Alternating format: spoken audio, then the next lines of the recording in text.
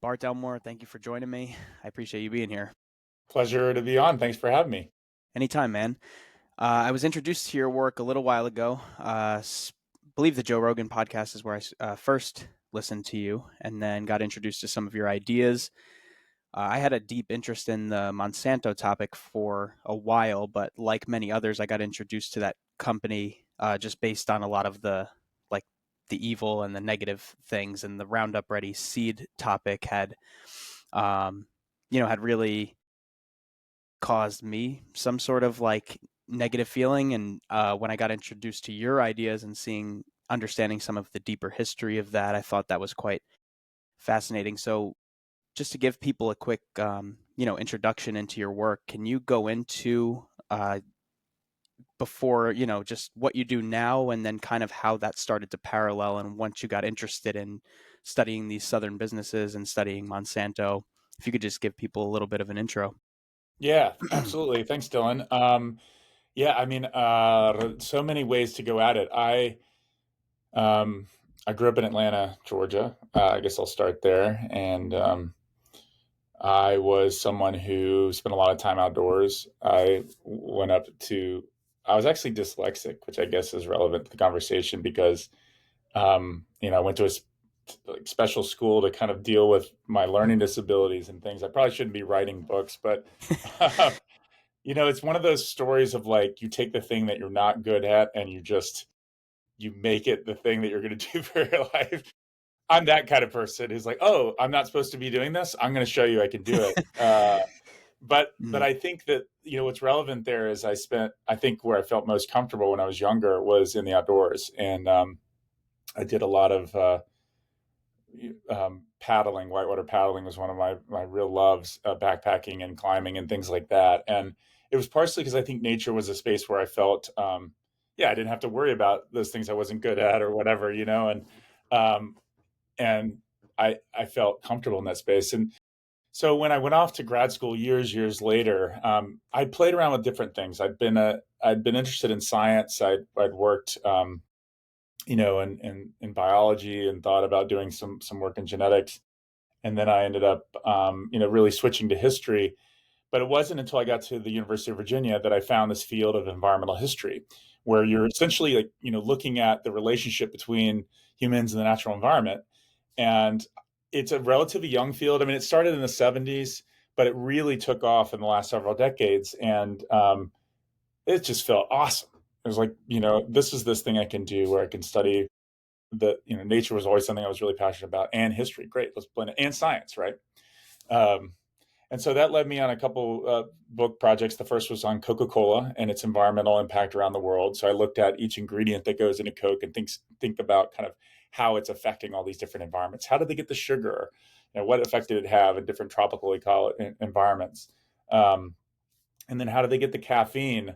Which was the cool question that linked me into Monsanto, because I was trying to figure out how Coke got their caffeine, and it turned out it was this little known company uh, in St. Louis called Monsanto, founded in 1901. And in the last 2 minutes here, I'll just say just two things about that. That was a really interesting journey to kind of get inside this company that started as a chemical firm selling caffeine and actually saccharin, an artificial sweetener to Coca-Cola, that led me on this 10-year journey to write this book about Monsanto, which started in the chemical industry, really selling specialty chemicals like saccharin, like artificial sweeteners, like caffeine, and then ultimately morphed into a company that became big in the genetically engineered seed business by the end of the 20th century. They made that switch in the 1980s and 1990s, and it was partially because they were able to develop crops that could tolerate spraying of this herbicide Roundup, which you mentioned earlier, hmm Roundup Ready crops, which emerged in 1996. And they became the game changer, the company that really was at the head of that kind of genetically engineered GMO crop kind of boom in the 1990s. Yeah, I was given access to the corporate records. I had to get permission. It was somewhat startled that I was able to kind of go inside and see some of that. Um, but yeah, that became the book Seed Money. I think that's why we're here. So that's the long journey. Yeah, I mean, had interest in a number of your ideas, but the I think the Monsanto topic is what really piqued my interest initially, and it's cool what you do with the environmental history, and it seems interesting that that would be an emerging field, although it seems as well like that's the history of this country is a lot of starting with more hunting and gathering, and then becoming you know farming and just this relationship to the land. And I think that um, these larger companies started to exploit nature more, which I want to ask you about is when did this shift start? Let's like I can start with Monsanto. When did the shift start with them becoming more of a chemical Hmm. company, and or well, Hmm. they started as a chemical company, but when did this really start where they got into the seeds and the history of that? If you can detail a little bit of that. It's a great question because it was the one that governed, the whole book, which is by the end of the story, this is going to be the company that, controls a considerable portion of the seed market, is one of the most dominant agricultural firms in the world. And yet when we started in 1901, it didn't really have any pesticides or any business in agriculture. In 1901, John Queeny, who founded the company, was really just interested in trying to outcompete this company called Bayer. Mm-hmm. Bayer, which is the great irony of this is that Bayer, the German company, buys them, at the end. Mm-hmm. And, because the American chemical industry didn't really exist. It was, well, it existed, but it was really second tier, third tier compared to the European giants who are at the head of organic chemistry. And so, really, what helped Monsanto out were two world wars, Mm-hmm. because when we were cut off from the Germans to get our chemicals, um, the U.S. government really needed. You can imagine aspirin could be helpful. That's a Mm-hmm. Bayer product, that was already in existence in the 19th century. Things that could help soldiers, et cetera. And so that's where we saw this explosion of the American chemical industry. And to your point, it was really in the 1940s that you can see very clearly, in part because of the US military. There was an interest in finding defoliants that could help soldiers fight better in jungle environments, etc. Things like 2,4-D or 2,4,5-T, which later was used in the Vietnam War, um, to try and get rid of places where enemy combatants could hide. And you start seeing this real ramping up of getting into the ag chemical space in the 1940s and moving forward, including pesticides, insecticides as well. Monsanto produced DDT, which became famous because of silent spraying that Rachel Carson wrote in 1962. And then gradually they moved into the chemical industry. Last thing I'll say is, okay, so they're making chemicals from the 40s onwards, but it's not really until the 1980s, late 1970s, that they say, oh, wait a minute, we want to become a seed company, like actually own the germplasm that makes our Mm-hmm. food. And that was partially because in the 70s, that was the beginning of kind of genetic engineering. And they were looking at it saying, whoa, that's going to be a huge growth area. I would liken it to like AI came along, Mm-hmm. and they were like, we're going to be good at that. And it scared investors because they tried to put all their capital into pivoting into biotech.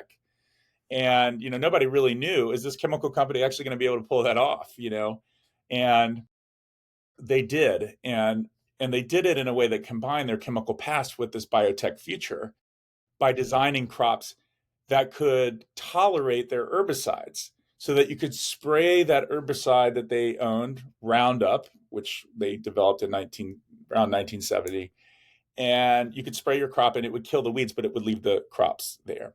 And that's they had to end up buying all these different seed companies, and they kind of did it fast, and they did it kind of um, aggressively, to the Mm-hmm. point that by the 90s they really were this dominant seed company. And most people, I remember talking to farmers here who saw this happen, they would say, I live in Ohio, so I can just Mm-hmm. walk out the door and talk to folks. And they said, you wouldn't believe it, like all of a sudden they said Monsanto's going to be selling all your seeds, and they were like, what are you talking about? You don't sell seeds. And the next thing you know, because this technology was so powerful, the Roundup Ready crops, it just took off, and Monsanto became this juggernaut with a huge footprint. So that's kind of how it happened in pieces. Mm-hmm. And then Bayer ends up buying them at the end, so they never really escaped the Germans. Mm-hmm. And just to give people, if they're not familiar with what Roundup Ready crops are, can you just give a short description of what that actually means, and also, and if you want to get into it, some of the harmful implications that they probably knew were going to come from it, but even if they didn't know what ended up sort of being harmful about this practice, if you can. Yeah. Well, I think the best way to start is to say that this is actually a story I think you can see in many parts of the story of there's certainly decisions made inside Monsanto that you can see were deliberately, intending to try and destroy, be bad. I mean, the best example, let me just start with that. The best example is actually PCBs, polychlorinated biphenyls, which Monsanto was producing around the time that they were beginning to develop Roundup. And, by the late 1960s, PCBs were everywhere. It's essentially a fire retardant that you put on all sorts of things. And um, it was in our pools, lining of the pools. It was in the silos that held our food. It was in pretty much everything. It's in public schools still. It's like asbestos, kind of. It was one of these things that was just baked into all the stuff to prevent fires, of course, in our transformers and electrical equipment. Uh, but to your point about like intent, you know, in this case, they knew by the 60s that PCBs were really toxic. And there's a very interesting document from 1969 that I published in the book that you can see for yourself. I think it's really important for people to go back to the sources and look at them yourself. Where the executive in the meeting, the ad hoc meeting, trying to decide what to do with PCBs, suggests that one of the options should be to sell the hell out of it as long as we possibly can and do nothing else. Now that's the actual phrasing. Sell the hell out of it as long as we can and do nothing else. And interestingly, when I teach graduate students, we show you how he wrote it. Because as a historian, you pay attention to what's the intent here. He goes back to add in a little bracket the hell out of it, right? And so there was very much a culture, I think, in this moment as Roundup is being developed, protecting products potentially at the expense of public health, given that there was such, alarm about this. But internally, they're like, let's see how long we can keep this rolling. I think there were people that disagreed with that. Having interviewed people inside Monsanto, there are people who are just bench scientists, who are really trying to find ways to help, find something that could help feed the world, etc. I think they would believe that their work was, intending to try and find something that was very effective to kill weeds. Mm-hmm. Um, but of course, as we move forward, there were some problems. So in the 1970s, when they developed Roundup, they actually think, many of them think, that this is a really environmentally friendly herbicide. Mm-hmm. And that's largely because the way that Roundup works is it has an active ingredient called glyphosate. I've actually been to the factories where they make the elemental phosphorus that is used in the glyphosate. And essentially, they were trying it out on a bunch of weeds, and it was just a very effective weed killer. And they discovered this really in the 70s. The way that it works is it inhibits an enzyme in plants called the EPSP enzyme. Stick with me. It's a synthase. It's a enzyme that essentially produces amino acids that are critical to plant function. So if you inhibit that by blocking it, that's what glyphosate does. It binds to the enzyme. Then the plant can't produce the amino acids it needs. Now, humans and mammals don't have the EPSP enzyme in their actual human cells, but it turns out that we now know that the EPSP enzyme is in microflora in our gut and microflora in the soil. That is to say, microbes that are part of us as humans. And yet, at the time, they weren't really focusing on questions about the microbiome That is to say, all the genetic material, the microorganisms in our gut, which, by the way, is my new book, 100 trillion microorganisms in your gut. Mm. Mm-hmm. We don't even pay attention to this when we're thinking about health outcomes really in the 60s, 70s. It's not the main focus. Now, I would say, what am I most interested in as somebody who's curious about glyphosate's effect on health? There are a lot of interesting studies, and I want to be clear, we're not sure Mm-hmm. exactly whether the low levels of exposure to glyphosate could have systemic effects on microflora in the soil or in the gut. Some studies suggest maybe that the effects would be minimal, in part because of the levels or dosage that we would be getting from our food, the trace amounts that might be in cereal, etc. Others are suggesting we really need more studies. In fact, that was the exact end of one study I just read that said we really need to understand, okay, well, it doesn't affect EPSB enzyme in human cells, but what does it do to the microflora? And could it be having systemic effects as a result of this? These are, to my mind, they're questions that I think are still open questions. But I think they're ones that I think are worth really exploring, given that we now know that we are essentially the microflora, the microbes that make us whole. Mm. Last thing I'll say on this, there are 22,000 genes in the human body. Okay, so your cells. There are an estimated 2 to 20 million genes in the microorganisms that are on your body. If you look at your finger right now, there are more microorganisms on the tip of your finger than there are people in the United Kingdom, Mm-hmm. right? Mm-hmm. So to me, the question is, and it's not just glyphosate I'm interested in, given the explosion of chemicals that emerged after the 1940s, Mm-hmm. what effects are those chemicals having on these microflora that for so long we didn't really even pay attention to, but we now know are so critical to our health? Mm-hmm. Um, and so I think that's the interesting science that I've been following moving forward. Last thing I'll say, sorry, is that Yeah, there have you been feel free to go off. just I'm here for it. just riffing here, but Yeah. the cases that have been emerging around glyphosate have all focused on potential links between glyphosate exposure and non-Hodgkin's lymphoma. Now, the EPA does not, in its analysis, has determined that they don't think there is a significant risk there between those links. The European Food Agency that regulates food systems and supplies in Europe has also come to that conclusion. But in 2015, the International Agency for Research on Cancer, the IARC or AARC, with the World Health Organization, said that it was a probable human carcinogen. So that led to a series of trials that have resulted in big verdicts Mm-hmm. for the plaintiffs who have argued that their non Hodgkin's lymphoma may be linked to glyphosate exposure. Exactly how that may transpire and whether all these cases are precisely linked is, I think, something that's deeply debated right now. Mm-hmm. But boy, is that something that is a very different view of Roundup now than what Mm-hmm. we had in the 1970s, where I think there was an assumption, this thing affects a plant enzyme. It's not going to really help affect our health. It's safe. Let's switch to where we are now, where we're asking all sorts of questions about what about microflora? What about these links?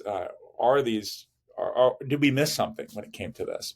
Mm-hmm. Um, so that's kind of the full arc of what's happened with Roundup. Initially seen as environmentally friendly, now lots of questions about whether we should be using it at the scale that we're using it at. Mm. There's a lot to unpack and possibly go into Yeah, there. I mean, I think, and I think this comes back to that, like almost that predatory capitalism topic. And I'm not a purist. I understand that there's going to be large companies because we have a large population and not everything is going to be perfect. But cutting ourselves off initially from like indigenous wisdom and actual reciprocity with the land, and then even like newer school with farming practices and old school farmers that actually had a respect and a relationship to the land. And then you have people that are coming to exploit and rape for profit, essentially. Not to use a strong word, becomes that way. But you did pique my curiosity, and I don't want to subvert too much, but I do want to hear about the new book you're working on, because I had seen, Country Capitalism as was 2023, but what is it that you're working on now? And it seems to have a more personal and health related topic about the microflora. So if you want to. Yes. I don't know exactly whether the title's going to stick or not, and you're always very reluctant to Yes. say the title when you're at the beginning, but I will go ahead and say that this book is about what doesn't kill you. Mm-hmm. Um, it's a book about the hidden history of life-saving microbes. And if you look, back behind me and you looked at all the history books that are on the shelf, if you got in there close, and just look at your own shelf if you're a history buff, almost all the books about microbes are about ones that kill you. Tuberculosis, cholera, you name it. The problem with that is that less than 1% of microbes on the planet are pathogenic. So, whoa. Yeah. We've been telling 1% of the story. And I Mm-hmm. understand why. I mean, if you go back and think about indigenous populations that, smallpox and the ways in which those diseases, really radically reshaped, as you mentioned, indigenous knowledge and indigenous communities. I mean, deadly Mm-hmm. diseases have reshaped which societies have succeeded, or which have had success on the battlefield and which ones haven't. It's really shaped history in so many ways. There's great books like Guns, Germs, and Steel, which are deeply debated, and we can go into the details of that. There are books like Plagues and People. These have been around for a very long time, and they're important because they help us think about the dangers of like the COVID outbreak or whatever it might be, right? But it turns out that we're missing the 99%. Um, like again, if we're thinking about human health and you look at your gut, 100 trillion microorganisms. Like I don't think most people think about that when they wake up in the morning. So what are you feeding those microflora? You're probably thinking about what you want to eat, Mm-hmm. but it's like, what is it that those microbes in your gut like? Mm-hmm. And people can go find out what's in their particular gut. There's a project called the Microzetta Project. It used to be called the American Gut Project. It's out of UCSD. You can send in your poop, Mm-hmm. and they can send in an analysis of like exactly the little guys that are in your stomach. And it matters that you kind of know this. We don't pay attention to this at all, but yet, like, take for example this. It turns out that like the microflora in your gut can produce serotonin. In fact, the significant quantities of it. So like your happiness is dependent upon whether these microflora get the types of fiber and things they like to be able to produce the chemicals that make you happy. Um, there are all sorts of things that go on, and that's fiber, by the way, is what they eat, and we can't really process it the same way. So it's them producing chemicals for us inside us. This is where I think the connection to the last book is. It's like, well, if we disrupt that in some way, given the chemicals that we have in our food system, do we have radically different health outcomes as a result? And last thing I'll say on this is, it's not just about your gut. Microbes do everything. Mm-hmm. Get this, Dylan. This blew my mind when I learned this because I've been spending the last 2.5 years hanging out with microbiologists. The best microbiologists in the world have discovered that microbes, bacteria, help cause rain. So basically, there's this, I don't like calling them bugs because that makes them sound bad. There's these little bacteria called Pseudomonas aeruginosa, and they live on our crops and on vegetation. And for a long time, we wanted to kill them because we saw them as a plant pathogen. Because for some plants, they can create frost and cause problems like wheat and things like that. But we now know that they go up into the sky. They ice nucleate, which means they create little ice particles in the clouds. They create this little protein that brings the water vapor together and goes and creates this little ice crystal in supercooled clouds, which allows the density of the raindrop to drop through the airstream and then come down. If it's warm enough, it'll be rain. If it's cold, it'll be snow. And if you check out, for example, the core of hail like balls, I guess you'd call them, it's this bacteria is in the center, it's the nucleus. If you want to have rain in certain parts of the world, we now know that you need to not just have water vapor, but in certain conditions at certain temperatures for those clouds to have rain, you need to have bacteria. And like Yeah. we completely ignored it. Like it feels like Stone Age. Like we didn't understand that you needed bacteria in the clouds. Not in all cases. Other particles can make ice nucleation, but at in certain temperatures, it's critical.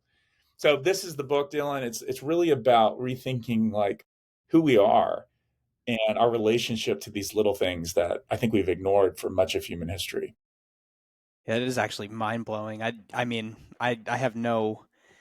It's mind blowing to even think of our place in the universe and how much is actually happening on the crops within our bodies. You know, you think of the universe outward, but we just have so much happening on a micro scale that it's fucking mind boggling. So thank you for doing that sort of exploration and work. Yeah, So it's fun. was there a catalyst that got you to start focusing on that more, or were you around microbiologists and started just kind of riffing and getting into that Yeah, topic, or I'd say it's probably a three little things. One, I had done genetics and biology when I was younger, and I think it's fun later in your career to go back to the things that you had some specialization in, and try and bring all the tools that you have to your work. So that's one. Two is I once had a fart attack, which was terrible, which was like basically I had such bad GI gas that my then girlfriend, now wife, I called her from our house and she was at the grocery store. And I was like, I think I'm dying. Like I'm having a heart attack because I couldn't breathe. That's how much gas built up. And I was like, you got to come up. She left the groceries, drove me. This was in Charlottesville, drove me to UVA's hospital. We get to the parking lot. And, I don't know why I'm sharing this to the public, but let out some gas as one does, And I just remember saying, wait, wait, wait, wait, wait. I think I'm all good. and, and we went home but and it was kind of funny. Obviously my grad student friends called it the fart attack and kind of laughed about it. But the truth was I was really dealing with probably like a lot of us, a lot of Americans. If you look at the statistics, irritable bowel syndrome, the GI issues. And I think it's a product of fundamentally not thinking that we are vessels for these trillions of microorganisms and kind of considering what we're putting into our bodies a little bit more thoughtfully, And so I think that was part of it, which I think is linked to all the books. And then the last thing was I was hearing from scientists when I was researching the end of the book. This was right when people were starting to say, well, what about glyphosate and the microbiome? And so it was a perfect handoff from the kind of work on chemical companies that I've been doing to think about, okay, well, yeah, what is going on in the microbiome? Um, but quickly I left the gut because the book was originally going to be called The American Gut because I started realizing the microbes are like causing rain. There are microbes coming out of melting ice right now that most people have no idea. They're ancient microbes. Some of them we've never seen before because of the changing climate. And as a result of the melting ice, I mean, these are super novel viruses, microbes, and there's a lot of attention being going into like, what are these things? And some people are worried, like, okay, it's going to create these pathogenic outbreaks.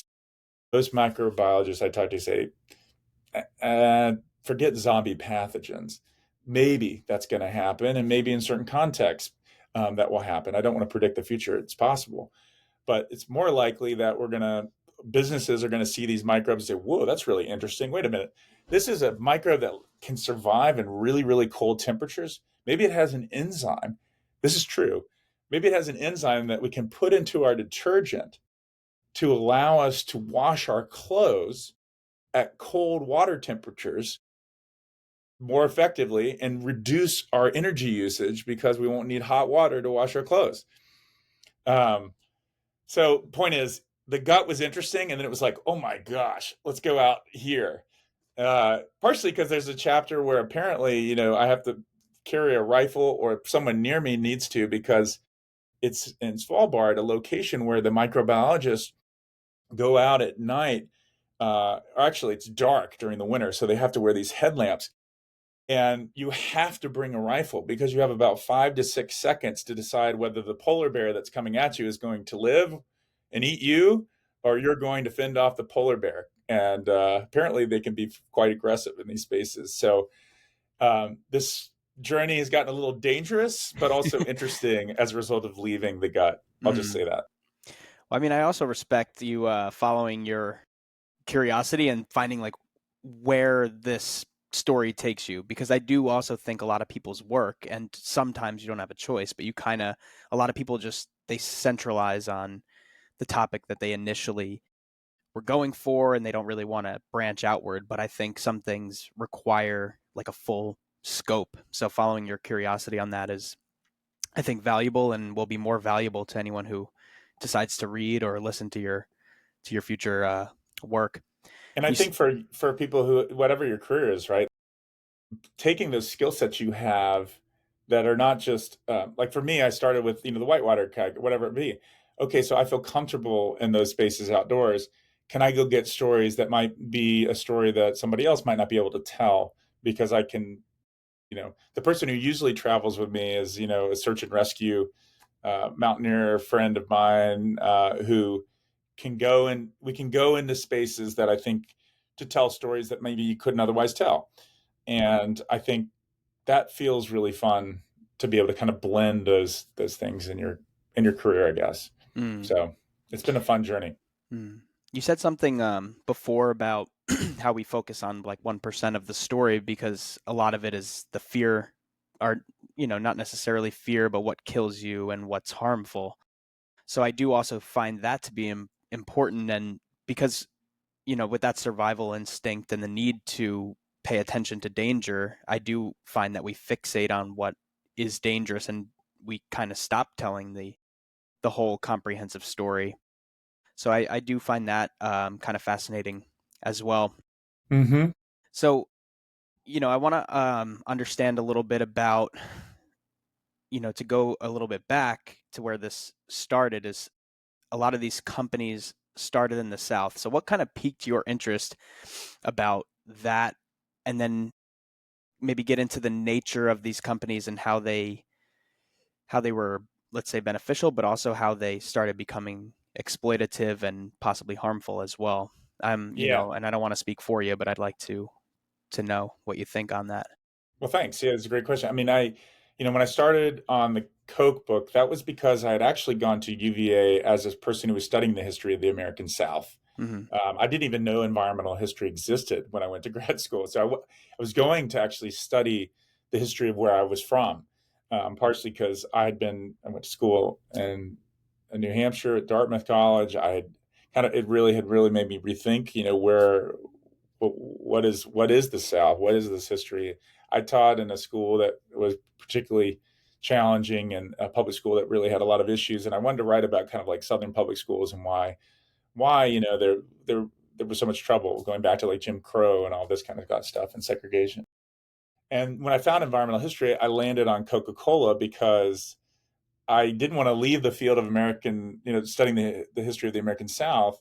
So I picked a Southern company, a company from my home city, actually, to study.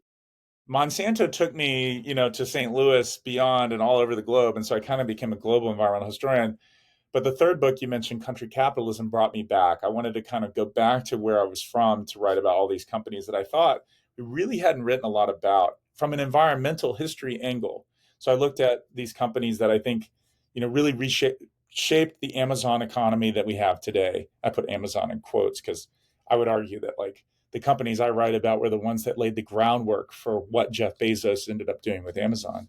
Hmm. And they were, Coca-Cola, in part because of its reach, its ability to get things. That's why it's called country capitalism. Figuring out how to get it into the small.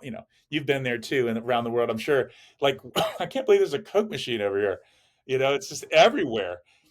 And it was about the way they thought about the countryside, like rural communities, as actually not something to be dismissed, but like, whoa, if we can figure out how to get this into the countryside and become like a leader in logistics in some ways, like that's the key for us to becoming this powerful company is getting into every little nook and cranny. And how do we do that? And so the book kind of goes into how they service the countryside. Delta Airlines, which really revolutionized air traffic, including the hub and spoke model that drives us all crazy because you end up in Atlanta, my home city, Mm. or sorry for all those who have to go through Hartsfield and you're just frustrated because it's crazy, or Charlotte's becoming that way now. Denver is kind of that way. Delta was the first airline to really do that hub and spoke model where, you're trying to take a bunch of people from smaller, more rural communities into the big city and then out Mm-hmm. to Los Angeles or wherever. Um, and so Delta Airlines, started as a company that was very much countryside based. Delta represents the Mississippi Delta. That's why it's called Delta. Um, it was a crop dusting company. And to bring it full circle, because you asked, like, how is this all connected?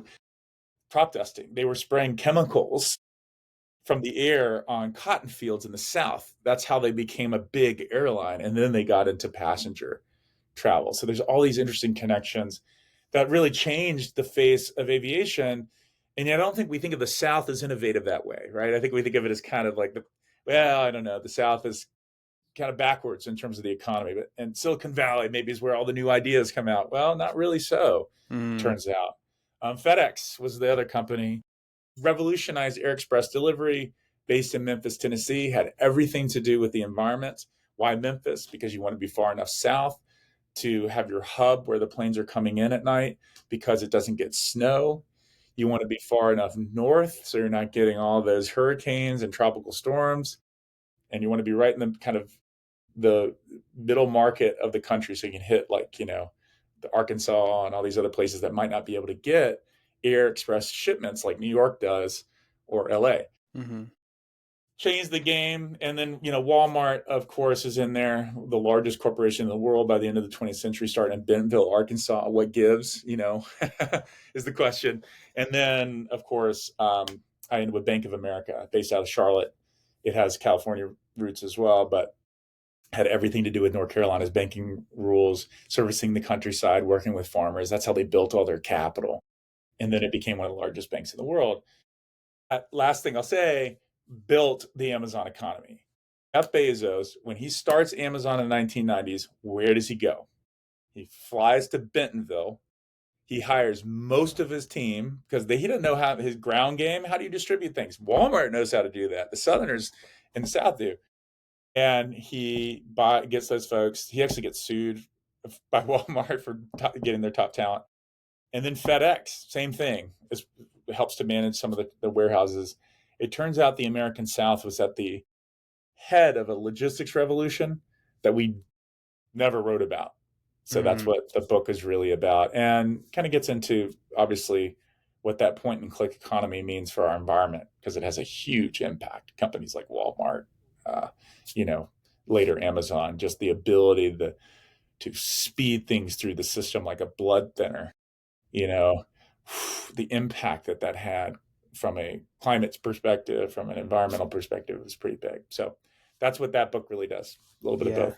No, it's fascinating because you do hear about like a lot of the, let's say, like sexy entrepreneurship that might be present in the cities in Silicon Valley, but a lot of the like the uh like the backbone of this country on the logistics of, again, the rural communities in the South and, probably the Midwest and things like that, built, and still build a lot of this, like the structure that holds this country together.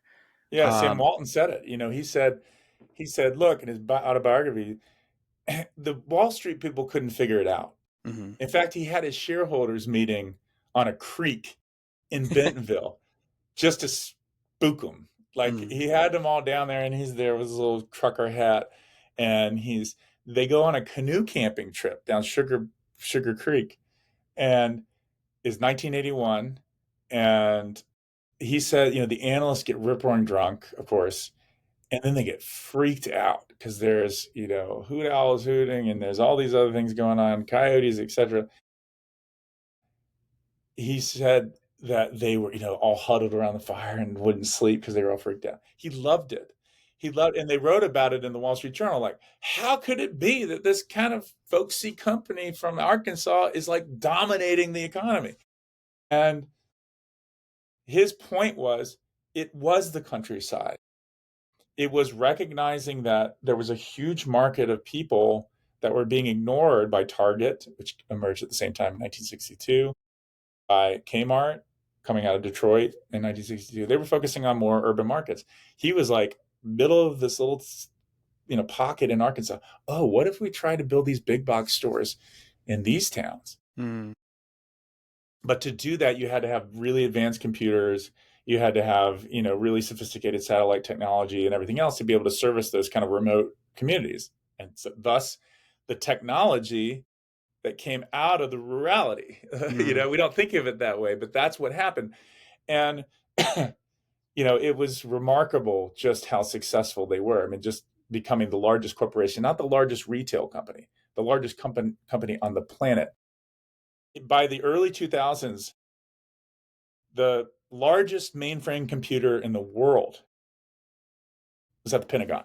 But the second one was in Bentonville, Arkansas.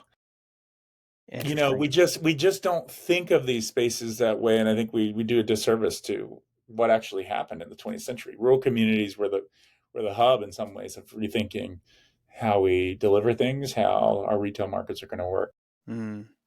Yeah, it's fascinating, and it is definitely not like mainstream wisdom. And especially, I'm from New Jersey, which is where I am right now.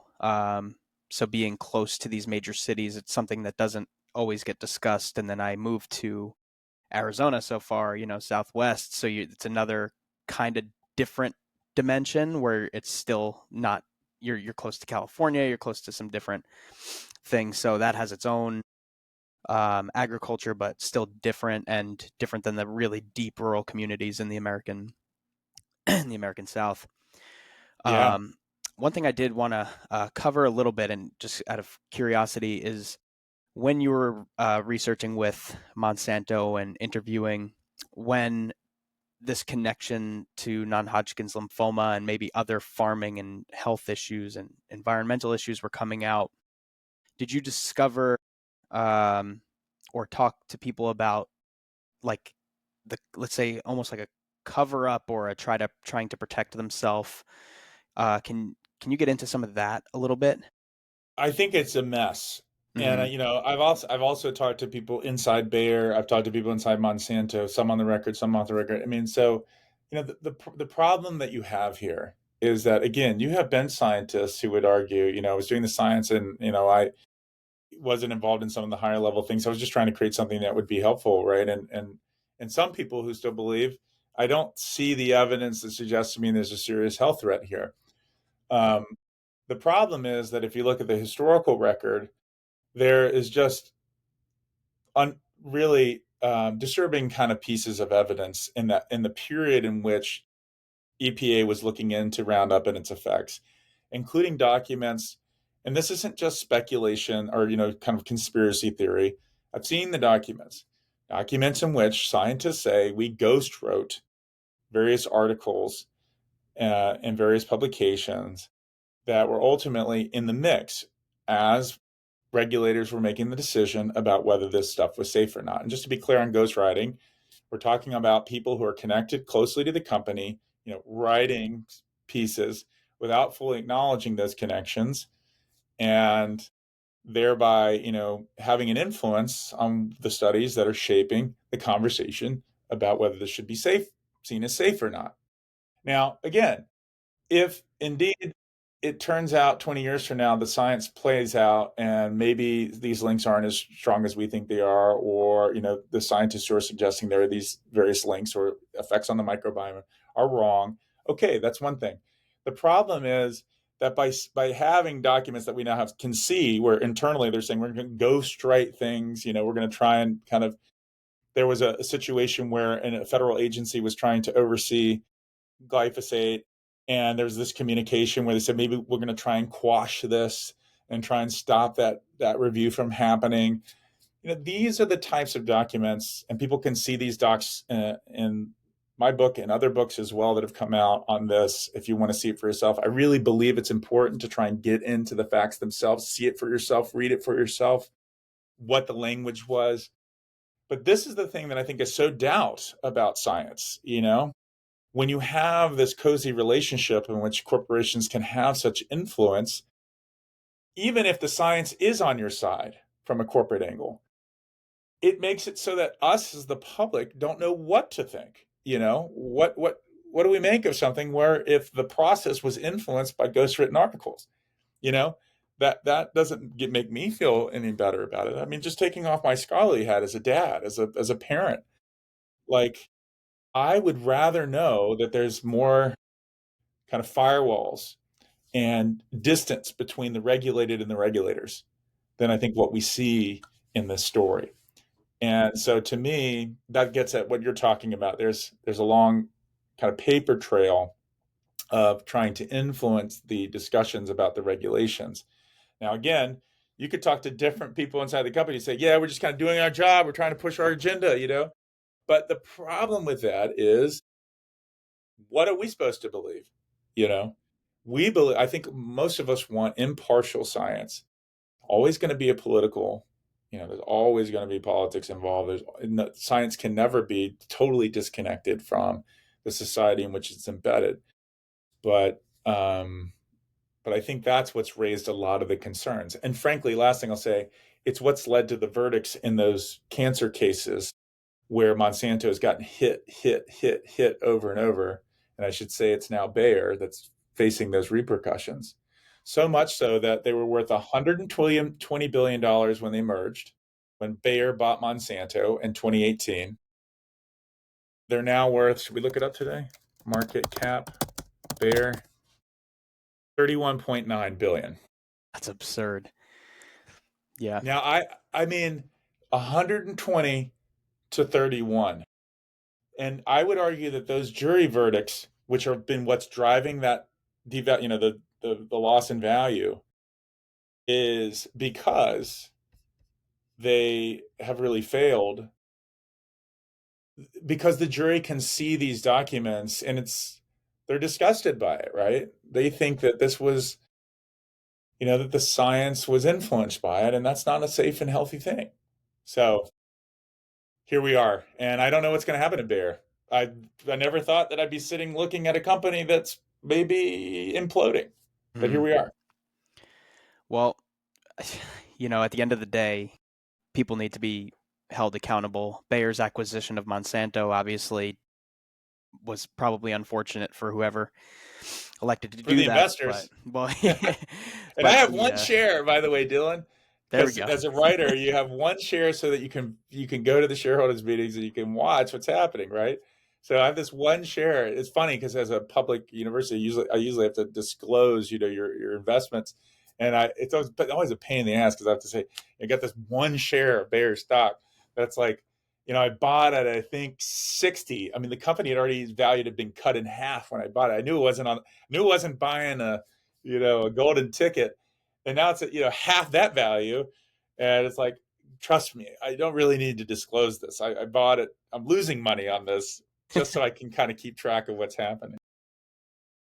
Yeah, I mean, it makes you question too what's going to continue to come out with many of these companies, and whether they're chemical companies or pharmaceutical companies, like the amount that you can get away with when you have this, this massive power and massive amount of resources. It's scary, but it's just part of the history of this country and part of reality. So, you know, Yeah.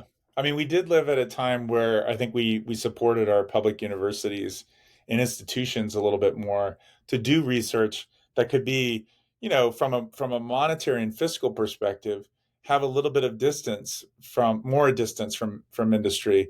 And I think that's a healthy thing. I mean, it's not to say that you shouldn't have in fact, you should have interactions. I mean, some of the best patents develop some of the coolest technology.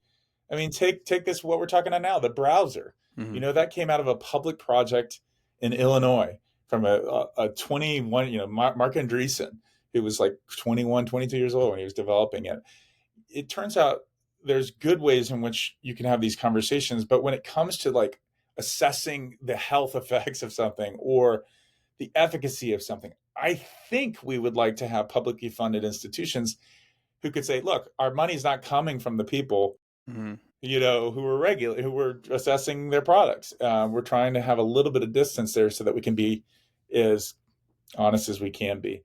I've met with people here. They would say that their integrity is intact. I would say so too, but they don't like it. They don't like the appearance of, being influenced by uh, corporate money coming in and so forth and so on. So I'd like to think we can get back to a time where we fund our public institutions so that they can do the work they need to do, to help us, decide, okay, what is really safe, what's not, because it becomes very difficult as a private citizen Mm-hmm. to then decide, okay, what should I do? The answer becomes often, well, I'm going to try my best to avoid a lot of these chemicals, Mm-hmm. but that can be increasingly difficult given that the food system is so inundated with all the various chemicals that have been released since early the 1930s. So I'm curious, do you cover a lot of these topics in what you teach at the university, or what? I just wanted to, a little bit about yourself. Like when you're teaching, is a lot of the subject matter similar to what you write about, or do you have different topics that are kind of in the curriculum or that you would like to share about and cover? Yeah, well, I mean, we try and cover things as a department. So sometimes I'm teaching the U.S. Constitution Hmm. in the Federalist Papers, which is always fun because it's kind of stepping out of your research. But you asked a good question because it turns out I really try and bake in the research so that students can see the documents themselves from a person who is an expert who spent decades on a topic, and then they can really dive in with me on those things. In the case of Monsanto, we'll have, they always get really surprised because we'll do this thing. Maybe we'll watch a little bit of the Joe Rogan, discussion and talk about, how do these conversations play out when I'm talking to Dylan, in the public sphere, and then what is Bayer's response? And then all of a sudden, I'll zoom in the senior vice president of the company, and they're like, "Wait a minute, we're talking to the company, and it turns out, yeah, if you do your job right, you should be in a position to say, look, I'm here as somebody who's with a critical eye, who is, being quite critical of this company. And yet that doesn't forestall potentially having a relationship where you can have a conversation Hmm. about where we should go from here. In this case, this is an executive who really believes that they can change the company and do good things from the inside. If we look at corporate America, is just like the guy with the mustache twirling it, and we don't recognize that there might be some people inside who are like, you know what, I kind of agree that this is a problem, and maybe we can change it from the inside. Hmm. Um, you know, the flip of that is sometimes people want to change it from the inside, but the board's not going to let them do it. Hmm. I think, unfortunately, I'm seeing a little bit of that in this case where there just doesn't seem to be enough pivoting. I mean, the stock price suggests it. It's like, whatever you're doing, it's not working. So Hmm. we Fair. should we should rethink our strategy. But yeah, so we often bring in companies, and if anyone's listening, we always love to have startups or new companies kind of come in, and we call it kicking the tires, where they'll come in and sometimes they'll say, kids, you can do anything. And I'm like, that's not this class. This class is like read your entire sustainability report, knows your financials, and is like, okay, so on page 17, you're investing in this, and we're not so sure, like, is that smart? Hmm. So we call it kicking the tires, but it's really fun actually. And I tell the corporate people, I said, look, if you come in here, this is a pace where, we just want this to be dynamic for you. We want this to be dynamic for the students, but they're not going to hold back. Yeah. They're gonna kick the tires. Well, I think that's it's a good thing. And also, you keep leaning into like, look at the research, look at what these companies are invested in, like for your students or for anyone for that matter, like actually find the evidence, because we live in this world now too where we just have we're inundated with so much fucking data from social media and news sources, and it's hard to like really sift through and find what is reliable. And then, even myself, you get guilty of it. You like read something and you're like, you get that feeling of like, this is disgusting, and then you find out it might not even be Be true. accurate. So The Yep. algorithms are real, Yeah. and I think even as somebody who, because of the books and being more of a public scholar who really like Dylan, what you're doing here is so important to me. And it's not something that I see as like, you know, just corollary to what I do. I think it's so critical that you provide spaces like this for people who've researched a topic to have a conversation with people that they otherwise wouldn't meet. So I really appreciate what you do because, um, that journey for me as a public scholar has been a long one. I mean, I've had to change things. Like, I got off the Facebook kind of world. I got out of the algorithms because I didn't really like how some of those spaces were working. I felt like it was feeding me things that it wanted to feed me because it would enrage me or get me upset instead of me really trying to have a sober look at whatever the topic was. Um, these are powerful tools. I'm not a Luddite. I can see the value of them. But boy, were these things released without much thought to like, Hmm. how is this making people essentially be in these echo chambers where they're not able to listen to somebody that may disagree with you. Um, so I think these spaces have been the best for me. I never know the politics usually of the person I'm talking to or whatever. And I like that. I think we should be in a space where it's like, we probably disagree on a bunch of things. I have no idea what they are, but we've just got to create spaces where um, you know where the facts can shine. And I think that's where the books matter. Like, I really encourage people, like, don't take my word for this, go back to the sources. In this particular book, there's, I think, like 110 pages where you can go back and see if this comports with the evidence. um, so I hope people will do that because it's I think it's important. We fact check because Hmm. we're in an era where, yeah, people are just saying things. Hmm. Some of it doesn't make any sense. Yeah. Well, thank you for the compliment, and also, I do appreciate the objectivity too, because I feel the same way. There's so many people that I love, and I love their mind, and I disagree with them on a lot of topics, but the fact that they care and want to discuss things means a lot, and and now we live in that time where people want to they're being manipulated into like this way of thinking where they just feel like you have to cut people off that don't think your way, or you're getting manipulated into being hateful, or you just really don't know, or just manipulated in general. And that's another topic. I mean, these social engineers of these companies are creating those feelings to also plant, get your brain in a certain state and then plant information in there while you're vulnerable Yeah, that make exactly. you like, and that's a whole deep rabbit hole, and I'm sure there's some we can go deep on that as well, But but it's a Monsanto system, isn't it? Because think about, you had said something earlier I wanted to just make sure we hit on because it was a smart insight. And it was something about, indigenous practices and also like the way that farmers used to do things. That is, I think, let, to be honest, if people pick up this book, the bigger thing I tried to point out was less to adjudicate, to the infinite degree, the links between non-Hodgkin's lymphoma and glyphosate, which I think, again, are a hot topic. Lots of science is still emerging. There's lots we don't know. So so I think that's we're going to know more, I think, as we move forward even. But what I can say definitively is that when these seeds emerged in 1996, and they created these technology use agreements that farmers have to sign, they're called TUAs. Um, that changed everything because farmers were not allowed to save their seeds every season, experiment with their seeds. They had to go back every year and buy these new seeds. And the problem with that, to your point, is that's just not an open source model that creates innovation. I know they would argue, well, what that does is it protects our proprietary, research, which we fund at very great expense, and ensures that there's a return on that investment. But the problem from history is that we know that our best inventions when it came to agriculture was when you had a bunch of different people experimenting with those wheat varieties and being like, hey, check this out. This grows a little bit more in the dry season. Oh, this is cool. Why don't you cross this one with this one?